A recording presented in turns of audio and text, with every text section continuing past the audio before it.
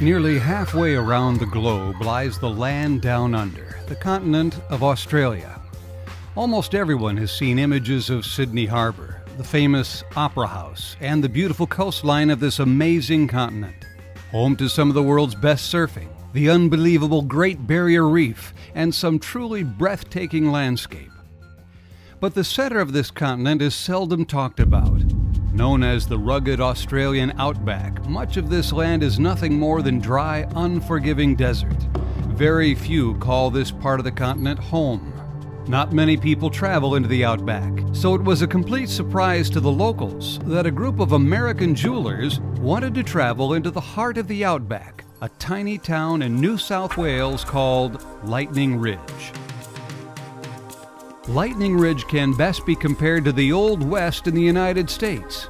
No fancy mining operations, just real miners using not much more than a pick and a shovel. But if you want the finest quality Australian opal, it's the only place on earth to go, and there is no one better to take you than Peter Sherman. Peter is a third-generation opal miner and buyer whose family has been working in Lightning Ridge since opals were discovered there in 1903.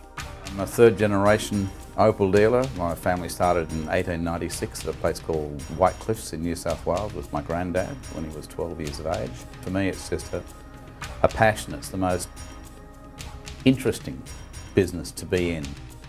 Peter agreed to take this group of jewelers into the unforgiving outback. So they charter a couple of 10-passenger planes and set out from Sydney.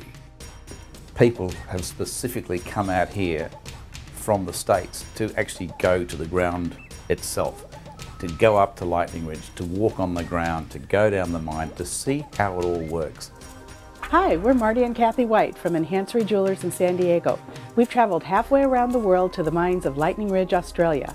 Why? The most beautiful opals in the world, that's why. I think it's always very difficult to sell something when you don't know where it came from, how it was born. And these people have made a trip here, they have been there, they've seen the conditions, they can see how rare it is to find a decent stone and how hard people work to get it. But when you go to the mines, you know exactly where the price is, where the trends are, what type of opal is coming out. Frank Farnsworth here from Parlay Gems, 60 feet under the ground in Lightning Ridge, Australia. Lightning Ridge is home to the black opals. The opals the Aboriginal people thought were rainbows that were created by the Maker, who threw them to earth and scattered them across the desert. We know more now about the opal.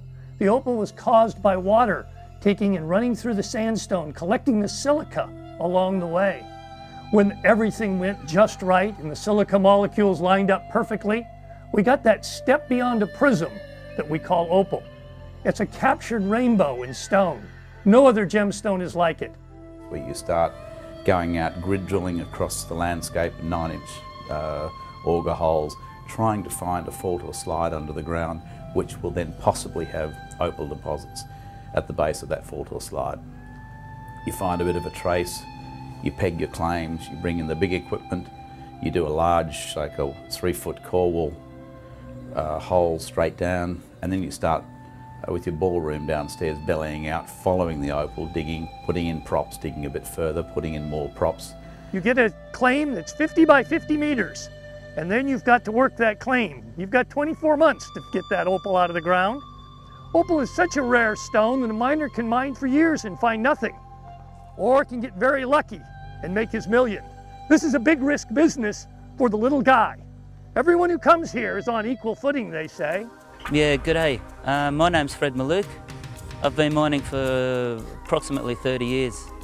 I came up and started full-time mining when I was 17.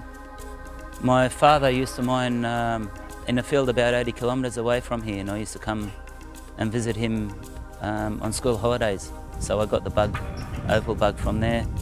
You go to Lightning Ridge and you think that nobody has a dollar because they're all just walking around a pair of shorts and an old t-shirt.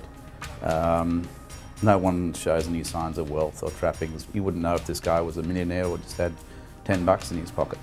And that's what they like about it too. They go up there to escape, to get to where they want to be in their own space. But it's a gamble, like buying a lottery ticket. You might have the winning ticket. You might have the best claim, you might not. That's what life's all about, and that's what makes it really, really interesting. We take the dirt out from underground, put it on a truck, bring it over here and feed it by a conveyor belt into this barrel, and we feed water into it out of the dam, and the friction on the dirt on itself and on the side of the barrel, it sort of grinds it away into the silt. And because this dirt's exceptionally hard, it takes us about 20 to 30 hours at the end to run it down. You'll end up with about 0.5 of a metre to a metre full of tailings. And at the end of that, we just reverse it out. The flights will pick it up. We take it out here on the table and then we go through it. Have a look if we've got any opal or whether we're paid for the week or not. A lot of people just used to think of opal as just an oval-shaped stone with 4 claws.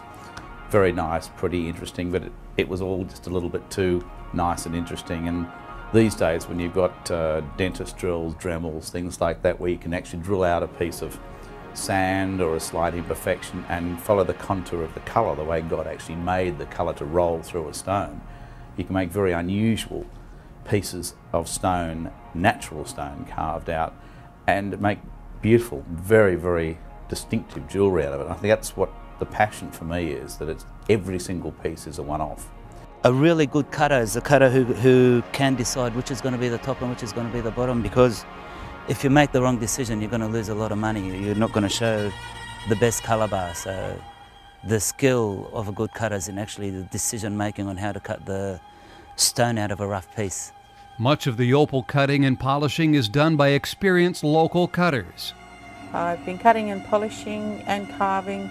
Cutting and polishing mostly for about 15 to 18 years and carving for about 8. I've had a great time learning, and it's just a growing market because people want the more free-shaped pieces. It's more expressive. Jewellers enjoy it. It's a challenge for them to set it, and it gives them more expression in their work as well. Same with us. This is normally how I get the material brought to me by the miners and my clients. They just come and bring this. Sometimes it's a bit roughed out and taken the top off so they can see what it is before I get it. Then I get my little handpiece, which is a burr. Sometimes I use this machine, this fixed arbor here. And this is just a micromotor handpiece. Then I just clean up some of the sand. And then you've got to look at it and work which way you're going to cut it. You turn it around to which angle is going to be best, which is going to be the top, which is going to be the bottom. It's just amazing. And sometimes you rub it down and it's completely the opposite to what you think. It faces one colour this side, and when you turn it the other way, it's completely different. So you'll have to rethink what your idea of cutting the stone is, what you're going to do with it.